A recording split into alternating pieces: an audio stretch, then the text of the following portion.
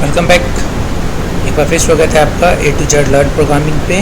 और आज हम सी के अंदर सीखेंगे कि किस तरीके से हम वेरिएबल्स डिक्लेयर करते हैं, उसके क्या रूल्स होते हैं और हम वेरिएबल्स यूज़ ही क्यों करते हैं। ओके फ्रेंड्स, और साथ ही साथ हम वेरिएबल्स के साथ जो हम डाटा टाइप्स यूज़ करते हैं उनका क्या स्कोप होता है और हम उनको क्यों यूज़ करते हैं। और ऑलमोस्ट जितने भी आज हम जो रूल्स सीखेंगे वेरिएबल्स डिक्लेरेशन के इन सी प्रोग्रामिंग, ऑलमोस्ट यानी कि जितनी भी ज़्यादातर प्रोग्रामिंग है उनमें ज़्यादातर वेरिएबल डिक्लेरेशन करने का तरीका यही होता है। बट वो डाटा टाइप को किस तरीके से लेते नहीं लेते वो तरीका अलग अलग हो सकता है और होता भी है, तो उससे इतना मैटर नहीं करता है। बट सबसे इम्पोर्टेंट क्या है कि जब वेरिएबल डिक्लेयर करते हैं तो उसका तरीका ऑलमोस्ट सब प्रोग्रामिंग में सेम ही होता है। तो उसके कुछ रूल्स होते हैं, उन रूल्स को आज हम स्टडी करेंगे। बिकॉज जब भी हम कोई प्रोग्राम बनाते हैं तो प्रोग्राम में वेरिएबल्स बहुत इंपॉर्टेंट रोल प्ले करती है, जिसकी वजह से हमारी प्रोग्रामिंग बहुत ज़्यादा स्ट्रॉन्ग और एक बेस्ट प्रोग्रामिंग होती है। ओके फ्रेंड्स, तो वेरिएबल डिक्लेरेशन ही हमारे प्रोग्राम को अच्छी तरह लीड करता है। अगर हम उसको ही सही तरीके से यूज़ नहीं करेंगे और हमें नहीं आएगा तो हमारा ऑटोमेटिकली सारा प्रोग्राम बेकार जाएगा, हमारी सारी मेहनत बेकार जाएगी। तो आज के ज्ञान में हम सीखेंगे नॉलेज में कि किस तरीके से डिक्लेयर करते हैं वेरिएबल्स और कैसे यूज़ करते हैं डाटा टाइप्स। ओके फ्रेंड्स, अगर मेरे चैनल पर बिल्कुल नहीं तो प्लीज़ जल्दी से मेरे चैनल को सब्सक्राइब कीजिए और ए टू जेड लर्न प्रोग्रामिंग को शेयर जरूर कीजिए ताकि इस तरीके का फ्री ज्ञान और नॉलेज सबको मिले। क्योंकि मैं ऑलवेज़ कहता हूँ कि ज्ञान हमेशा आपके लिए फ्री ही रहेगा। और किस तरीके का आपको अगर क्वेश्चन पूछने हैं तो आप मुझे कमेंट कर सकते हैं।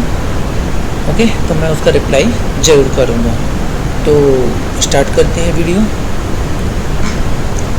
सबसे पहले अब मैं आपको थोड़ा सा इसके बारे में बता देता हूँ कि हमने जनरली पहले डिक्लेरेशंस जो हम करना चाहते हैं, मैं डायरेक्ट इसे के कंपाइलर के अंदर ही आपको दिखा देता हूँ यूज़ करके किस तरीके से एक्चुअली हम इसे यूज़ करते हैं। ओके, तो ये हमारे स्टार्ट हो रहे हैं सी एंड देन नो स्टार्ट हो चुका है। अब हम अपने एक न्यू फाइल पे चलते हैं एंड इसे F5 कर देते हैं, स्क्रीन बड़ी हो जाएगी थोड़ी सी।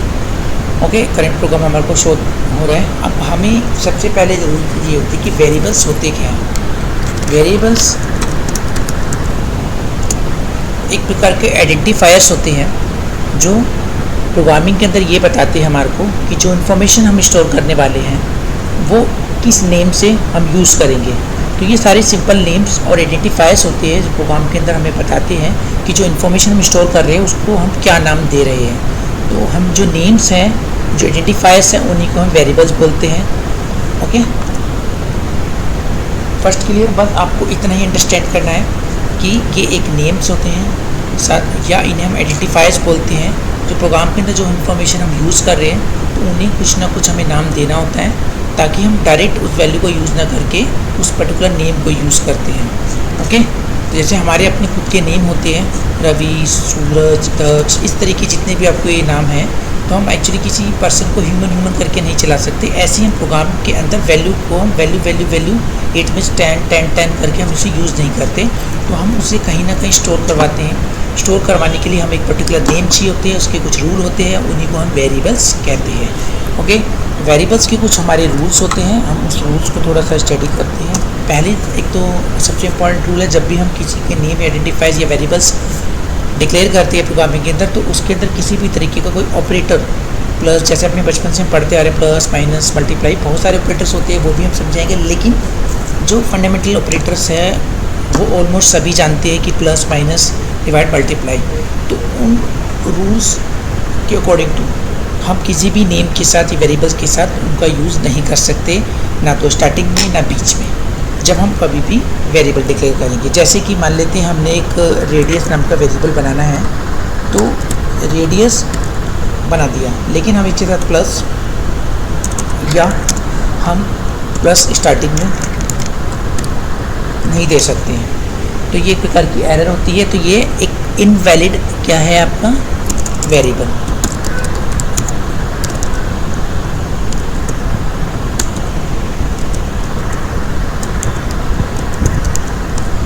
दूसरा कि हम किसी भी तरीके के जो इसके कुछ कीवर्ड्स होते हैं, हर लैंग्वेज के अपने कुछ ना कुछ कीवर्ड्स होते हैं प्रोग्रामिंग के, ऐसे ही सी के अंदर भी बहुत सारे आपके कीवर्ड्स होते हैं। ओके, उस कीवर्ड्स की खास पहचान ये होती है कि ऑटोमेटिकली वो वाइट हो जाते हैं इसके अंदर। तो जब आप वेरिएबल डिक्लेयर करोगे तो आप उन कीवर्ड्स को कभी भी वेरिएबल्स की तरह ट्रीट नहीं कर सकते या डिक्लेयर नहीं कर सकते। जैसे कि मैंने यहाँ पे इंट दिया तो ये एक वाइट हो गया है, तो ये इसका कीवर्ड है सी का, C++ का। तो ओके, तो जनरली आप इसको क्या यूज़ नहीं कर सकते, एज ए वेरिएबल यूज़ नहीं कर सकते, तो ये भी आपका इनवैलिड वेरिएबल है। साथ ही साथ आप कभी भी किसी वेरिएबल के स्टार्टिंग में शुरू में 1 यानी किसी तरीके की न्यूमेरिक वैल्यू या अकाउंटिंग यूज़ नहीं कर सकते हैं। जैसे कि मान लेते हैं हमने रेडियस डिक्लेयर करना है, अगेन मैंने उसके आगे 1 लिख दिया और ऐसी रेडियस कर दिया, तो ये भी आपका क्या है, इनवैलिड वेरिएबल।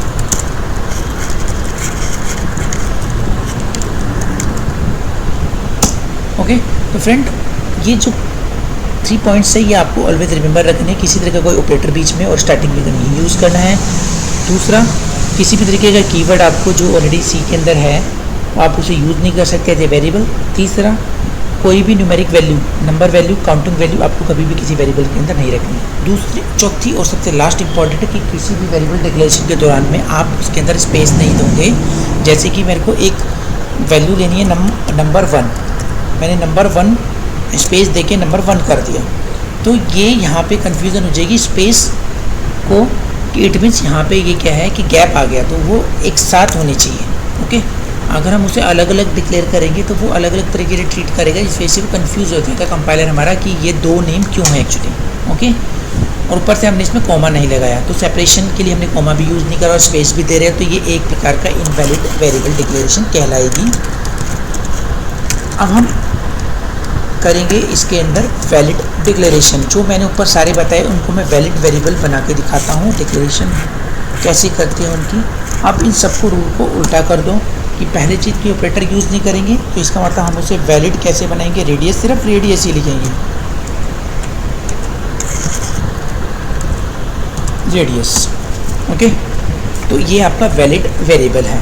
फिर दूसरा, अब बात करते हैं कि हम किसी के आगे अगर नंबर भी देना चाहते हैं तो आगे नहीं देखिए, उसे लास्ट में देते हैं हमेशा 1, इस तरीके से। एक रेडियस 1 है, एक रेडियस 2 है, रेडियस 3 है, रेडियस 4 है, ये नंबर 1 है, नंबर 2 है, नंबर 3 है, तो आप ऐसे दे सकते हो इस तरीके से, या मार्क्स 1 है, मार्क्स 2 है, मार्क्स 3 है, तो पैसे आप दे सकते हो, लेकिन not in starting, always in last. Last में आप देंगे, एट लास्ट आपको ये सारी चीज़ें डिक्लेयर करनी है। ओके, फिर उसके बाद हम बात करते हैं कि अगर हमें कोई पर्टिकुलर जैसे नंबर 1 लिखना है, नंबर 1 अगर यूज़ कैसे कर सकते हैं हम, नंबर और इसके बीच में हम लगाएंगे अंडरस्कोर, तो ये अंडरस्कोर देखिए आप इस तरीके से यूज़ कर सकते हैं। ओके फ्रेंड्स, तो स्पेस अलाउ नहीं है, number space and then that means the underscore and 1। तो ये आपने 3 वेरिएबल डिक्लेयर करे हैं। ओके फ्रेंड्स, तो ये आपके क्या कहलाते हैं, वैलिड वेरिएबल्स, और वैलिड नेम है, आप इसे प्रोग्राम के अंदर कहीं पर भी इजीली यूज़ कर सकते हैं इस तरीके से। ओके, तो ये आपके वैलिड वेरिएबल्स इस तरीके से हो गए हैं आपके। तो ये वेरिएबल्स अब जनरली क्या है, प्रोग्रामिंग के रूल के फंडामेंटल के अकॉर्डिंग टू अगर हम बात करें तो ये तो अभी हमारे जनरली रेडियस 1, रेडियस 2 जो हम नंबर 1 वगैरह हम डिक्लेयर कर रहे हैं, ये सारे आपके आइडेंटिफायर्स और नेम्स हैं। ओके, लेकिन अगर हम इन आइडेंटिफायर्स या नेम्स के आगे डाटा टाइप दे दें तो ये सारे आपके वेरिएबल्स कहलाएंगे। ओके, तो यानी हमारे को सिर्फ नेम से आइडेंटिफायर्स को आगे डेटा टाइप बताना होता है कि ये किस टाइप का है। एक्चुअली रेडियस किस टाइप की होती है, आपकी फ्लोट में भी हो सकती है, पॉइंट में, एडमिट्स, और ये साथ साथ ये सिर्फ इंटीजर में भी हो सकती है। तो हमें कंप्यूटर के अंदर, प्रोग्राम के अंदर ये बताना पड़ता है कि हम जो ये वेरिएबल्स लेंगे ये किस टाइप में होगी। अगर हम ये बताएंगे तो उनको हम प्रॉपर वेरिएबल्स ही कहेंगे, यानी कि वो वेरिएबल्स हैं। ओके, जब हम प्रोग्राम में इसे डिक्लेयर करते हैं। ओके फ्रेंड्स, तो जनरली अब बात कर लेते हैं कि डाटा टाइप होते क्या है। तो डाटा टाइप का मतलब होता है, डाटा मतलब जिस तरीके की इन्फॉर्मेशन टाइप हम यूज़ करना चाहते हैं प्रोग्राम के अंदर, किस टाइप की इन्फॉर्मेशन हम यूज़ करना चाहते हैं, फ्लो करवाना चाहते हैं, उस पर ऑपरेशन परफॉर्म करवाना चाहते हैं, उसके बोलते हैं हम डाटा टाइप। ओके, तो किस टाइप की डाटा हम यूज़ करना चाहते हैं। जनरली वैसे देखिए बहुत तरीके के डाटा टाइप्स होते हैं सी के अंदर, लेकिन अगर हम बहुत ही जल्दी और शार्प तरीके से सीखना चाहते हैं तो आपको एक बड़ी सिंपल तरीके से याद रखना है। वैसे हम डाटा टाइप 3 तरीके की यूज़ करते हैं, प्राइमरी जिसे हम फंडामेंटल डाटा टाइप भी बोलते हैं, एंड आप इसमें यूज़र डिफाइंड डाटा टाइप को भी यूज़ करते हो और डेरिवेटिव डाटा टाइप्स को भी यूज़ करते हो। तो आज हम सिर्फ प्राइमरी डाटा टाइप के ऊपर ही बात करेंगे, क्योंकि 90% कॉलेजेस वगैरह स्टूडेंट्स वगैरह जो यूज़ करते हैं और एक लर्नर को जो सबसे ज़्यादा ज़रूरत पड़ती है वो प्राइमरी डेटा टाइप्स की यूज़ होती हैं, और ये मोस्टली हर प्रोग्रामिंग के अंदर प्राइमरी डेटा टाइप ज़रूर होते हैं। तो प्राइमरी डेटा टाइप की अगर हम बात करें तो वो हमारे मेन 4 तरीके के होते हैं। एक हमारा इंट होता है, दूसरा हमारा होता है जिसे इंटीजर डाटा टाइप कहते हैं, इंटीजर डाटा टाइप। फिर हमारे पास आता है इसमें फ्लोट डाटा टाइप,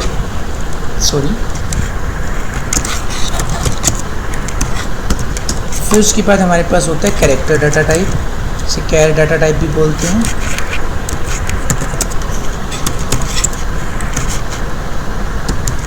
और लास्ट में हमारे जो सबसे अलग तरीके का डाटा टाइप होता है string data type, double data type.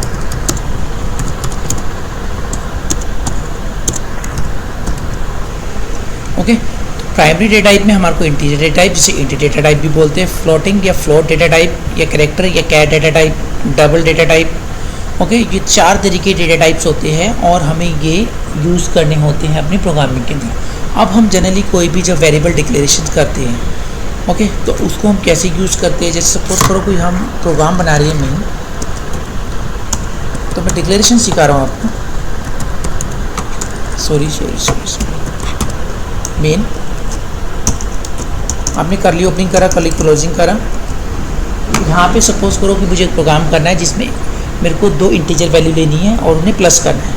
तो जनरली प्रोग्राम की अगर हम बात करें, हमें 2 वैल्यू लेके उसे प्लस करना है। तो हम सिर्फ यहाँ डिक्लेरेशन सीख रहे हैं, ये प्रोग्राम अभी हम बनाने वाले नहीं है बिल्कुल भी। तो आप सिर्फ डेटा टाइप और प्लस वेरिएबल डिक्लेरेशन सीख रहे हैं, तो आप प्रॉपर वेरिएबल डिक्लेरेशन करनी है। आप इसमें कोई शक नहीं है, हम एक num1 ले लेंगे या num2 ले लेंगे, और जिसमें हमें रिजल्ट रखना है उसे रिजल्ट के नाम से रख लेंगे।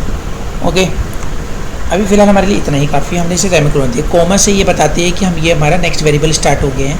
अभी जनरली क्या है, अब इसे प्रॉपर ये जो हमने नेम्स यूज़ करे num1 num2 रिजल्ट या आइडेंटिफायर्स, ये प्रॉपर रूल के अकॉर्डिंग टू, बट एक्चुअली हमने अभी ये नहीं बताया है कि किस टाइप ऑफ इन्फॉर्मेशन को एक्चुअली प्रोग्राम के अंदर यूज़ करने वाले हैं।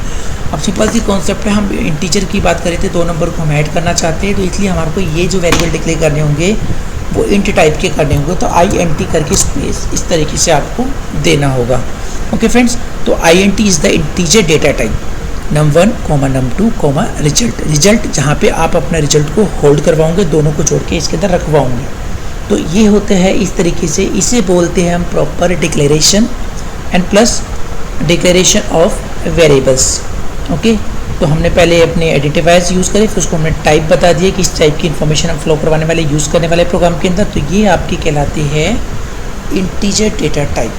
तो आज हमने सीखा वैलिड वेरिएबल्स किस तरीके से डिक्लेयर करते हैं और किस तरीके के डेटा टाइप एक्चुअली हम यूज़ करते हैं, और डेटा टाइप होते क्या है एक्चुअली। ओके, तो हम सारी चीज़ें धीरे धीरे सीखेंगे। ओके फ्रेंड्स, तो फिलहाल अभी के लिए इतना ही, और मेरी वीडियो अगर आपको अच्छी लगी तो प्लीज़ लाइक ज़रूर कीजिए, और मेरे चैनल को सब्सक्राइब जरूर कीजिए और शेयर ज़रूर कीजिए, इस तरह की फ्री नॉलेज सबको मिले और सभी जो है कोडिंग में मास्टर बने।